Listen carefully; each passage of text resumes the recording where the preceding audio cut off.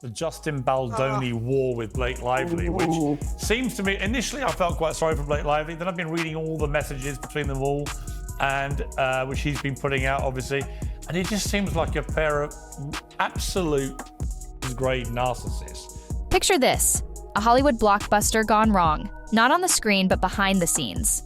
Blake Lively and Justin Baldoni, once smiling side by side at red carpet premieres, are now locked in a brutal legal showdown that's juicier than any movie plot. How did we get here? It all started with Lively dropping a bombshell, accusations so wild they could have been ripped from a scandalous script. She claims Baldoni turned their film set into a nightmare, hostile vibes, creepy behavior, and a secret smear campaign to tank her reputation. The fallout? Instant. Within 24 hours, Baldoni's agency ditched him like a hot potato. His career took a nosedive before he could even blink. But here's the kicker. Baldoni says it's all a lie. His team's firing back, calling Lively the real mastermind, spinning a web of drama to dodge her PR mess. So who's the villain here? Buckle up because this feud's just starting and the truth is about to get messy. And I think that the Justin and Blake stuff is, I think it's a big PR game, and I think that we're all the pawns of it. And also that story I gave you, that's one where I've talked to them. I feel comfortable sharing that much. Like, good luck. There's so many different groups out there. Ever wonder how fast a rumor can ruin someone? For Justin Baldoni, it was lightning speed. Lively's claims didn't just stay in court. They went viral, turning a workplace spat into a public crucifixion. Her story's everything. Allegations of on-set chaos, threats to ditch the movie, and even her husband, Ryan Reynolds, jumping in with a cheeky SNL jab. She's not backing down, leaning in, making this a full-blown spectacle. But Baldoni? He's not taking it lying down. He's hit back with a pure fire countersuit saying Lively's the one who stirred the pot, wrecked the film's vibe, and then pointed the finger to save face. And here's where it gets good. Evidence is starting to drop, and it's flipping Lively's tale upside down. That disturbing neck whisper moment she described? Turns out it might have been a playful quip caught on tape. This isn't just a he said, she said anymore. It's a showdown where facts are about to steal the spotlight. Was what Blake says, a conversation that she heard had taken place with Steve Sarowitz. Steve Sarowitz is the head of Wayfair Studios. He's the co-founder of Wayfair Studios, along with Justin. And she says in this lawsuit that, is it interesting, she says, this is what I heard he said, but it's presented as a quote in the lawsuit. She says that Steve said, I will protect the studio like Israel protected itself from Hamas. Let's talk evidence, because this is where the plot thickens. Lively painted a picture of Baldoni as some boundary-crossing creep, like that time she says he barged into her trailer while she was breastfeeding. Shocking, right? Except Baldoni's got receipts, texts from Lively herself, casually inviting him over to rehearse lines. I'm pumping, come by if you want, she wrote. Suddenly, the intruder looks more like a guest, and that's not all. On-set footage punches holes in her wildest claims, showing laughs instead of leers. So what's the deal? What's left of Lively's story if these big accusations are crumbling? Her team's scrambling, begging the court to lock this all down with a secrecy order, claiming it's for safety.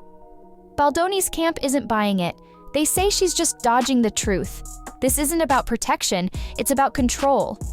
The more we see, the more it feels like Lively's narrative might be real Hollywood fiction here. Amended complaint and the ongoing legal battle, Lively's legal team saying the experiences of Ms. Lively and others were documented at the time they occurred starting in May of 2023. Going on to write, Mr. Baldoni acknowledged the complaints in writing at the time. Okay, let's zoom out. Lively's team wants this hush-hush, but Baldoni's like, nah, let's air it all out. His lawyers are calling her out, saying she loved the spotlight when it was her slamming him. But now that the tables are turning, she's running for cover. They've got a point. Why go quiet now after going so loud? Baldoni's fighting back with a monster $400 million lawsuit, not just against Lively, but Reynolds and her publicist too. He's alleging defamation and something even wilder, extortion. He claims Lively and Reynolds tried to strong-arm him into a fake confession to clean up her image. When he said no, boom, lawsuit city. Lively hinted at witnesses to back her up, but guess what? Those mystery women aren't stepping up. Baldoni's team says it's because her story's falling apart. No proof, no backup, just smoke and mirrors. This isn't just a feud anymore, it's a high-stakes gamble, and someone's about to lose big. He told us that Justin Baldoni claims she tried to take over his movie because she has a history of saying, okay, I'll be the star, but what I secretly want to do is direct it and edit it and produce it. I want all the roles for me and only me. I want full control because I am a controlling bully. That Justin Baldoni, ultimately, by the time they got to the premiere, was mandated by Blake Lively to spend the night in the basement away from his co-stars and didn't even get to see the final cut of his own movie because Blake Lively insisted that she be the one to approve it. What happens when you roll the dice in a courtroom? For Lively, it could be a disaster. If her claims don't hold up, and Baldoni's evidence keeps stacking, she's not just looking at a bruised ego. Lying under oath, faking evidence, that's felony territory. Legal experts say it doesn't matter how small the fib is, courts don't mess around with deception. Her push for secrecy might even backfire, looking like a desperate grab to hide the truth. For Baldoni, this is redemption time. His countersuit's a bold move to flip the script, prove Lively made it all up, and he walks away not just cleared, but victorious. He's betting on transparency, tapes, texts, the works, to show he's the one who got burned. Hollywood's watching because this isn't just their fight, it's a warning shot. Play dirty, and the law might just bite back harder than the tabloids.